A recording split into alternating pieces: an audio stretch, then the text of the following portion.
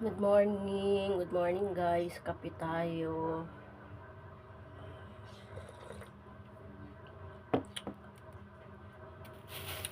Iba ang panahon guys, maulan-ulan, kaya grabe yung sipon ko. Naulanan lang ako kahapon ng saglit guys. Ito na, grabe na yung sipon ko. Iba na talaga pag magkaedad, no? Sisipunin ko lang saglit guys, wala na. Maambunan ko lang saglit. Kung sa mga Bisaya pa guys, baka nang apiligon na. Dahil ragil pag nanakaedad, wala na nakagamay. Ngunaanin ako guys, at my age of 48, maulanan ko gamay guys. Grabe na gid akong sipon mo nang kung magkuan bitaw ko, maghalaman-halaman ko, magbulak-bulak ko dira sa akong gawas. Basta mo taligsik lang jud na guys. Magkalok na jud ko ana kay balo na ko. Akong bana ingon ana pod. Gamay nga ulan. Tapos pagkahuman ra ba, ubuhon na dayon sus ko, di na gyud pwede magkasakit ta kay saw-saw sa latong pana. Hindi pwede magkasakit kay itong klase na. Mata na tayo sa'yo.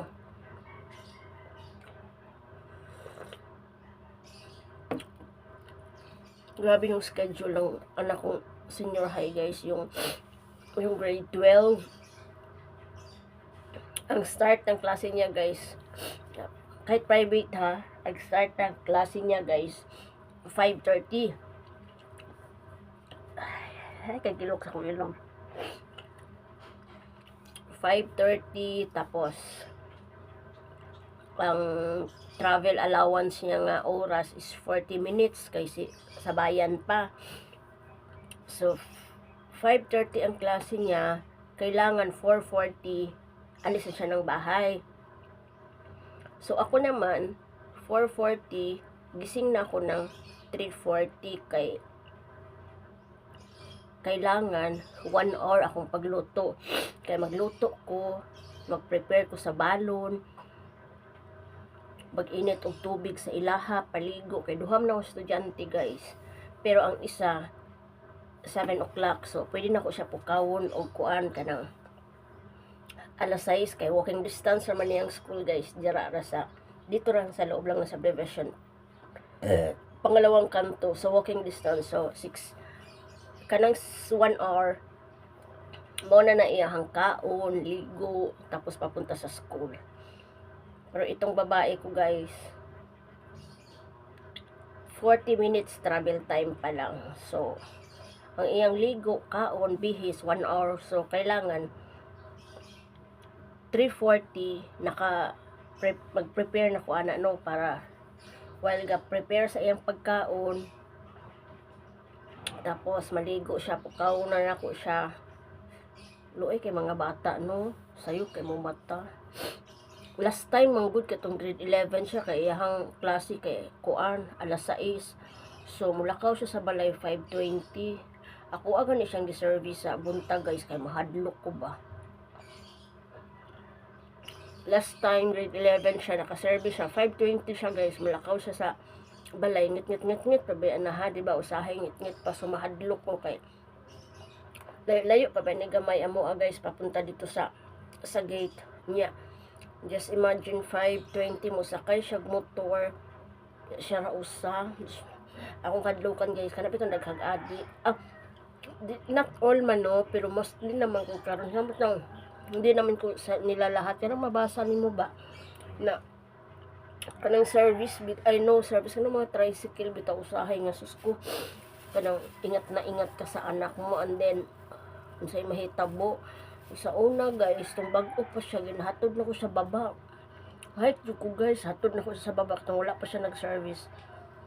Gikapoy man ko guys kasi gikughay kay tungason ba niya mo ha, so okay lang pababa, paglakad pabalik hingalo naman ko sumutong gipa-service na ko siya nga.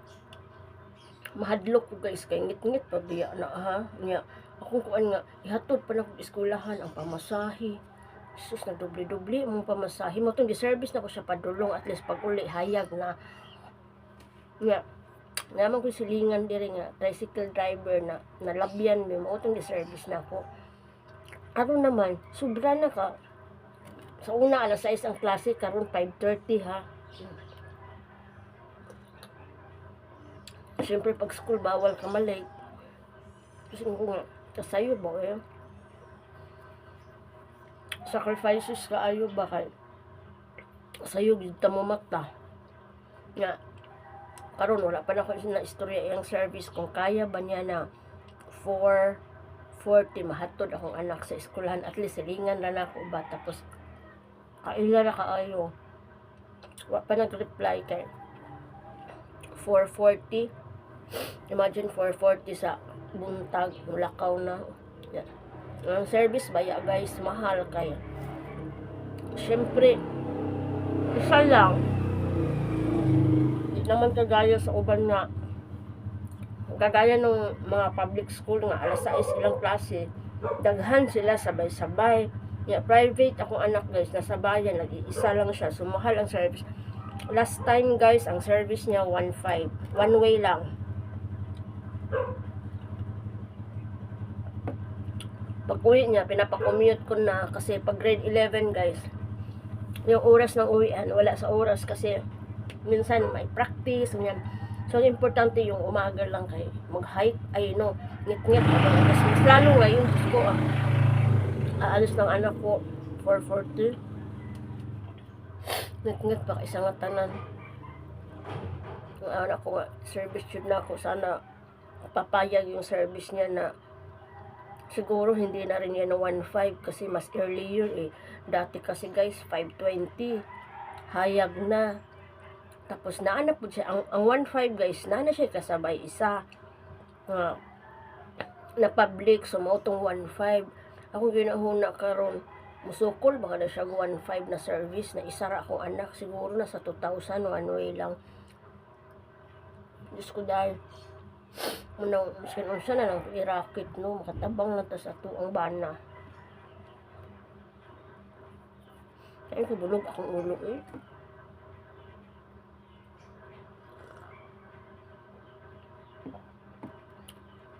Kaya kung ulo is diani siya. Kung ano mo mabuak. Akong mga anak tulog pa. Oryo! Akong ero lang. Bebe! Halika dito, bebe!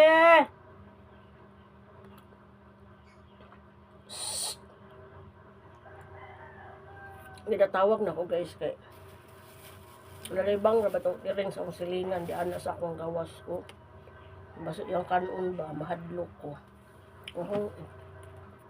Nang tawon sa guys ah.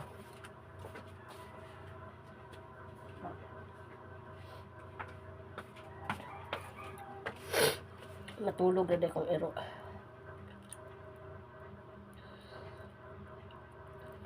Pandisa lang ta guys kay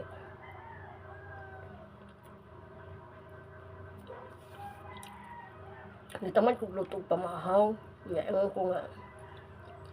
Ang pandisal naman ganit ang pandisal. Sa'yo ning labay.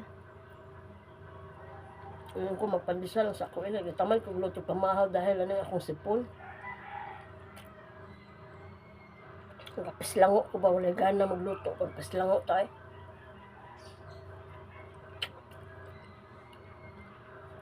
Naragana ko sa kwarto. Pag nakoy bation guys, magtambay ro sa kwarto kay mahadlok ko matakdan ko mga anak. Hindi baling ako yung naisakit guys, wag lang ako mga anak.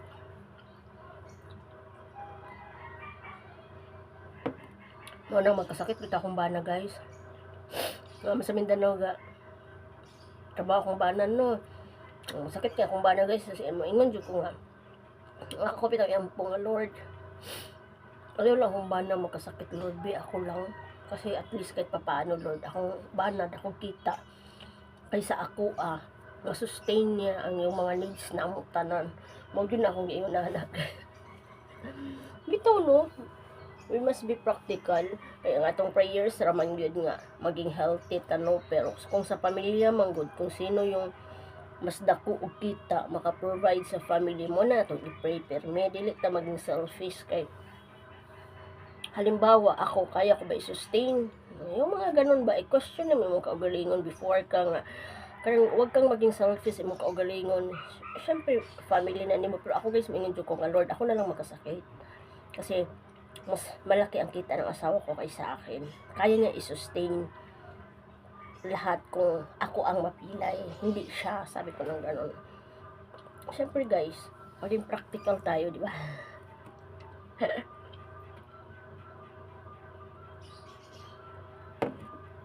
Anyway, salamat guys sa taghanap kay kong yaw-yaw no.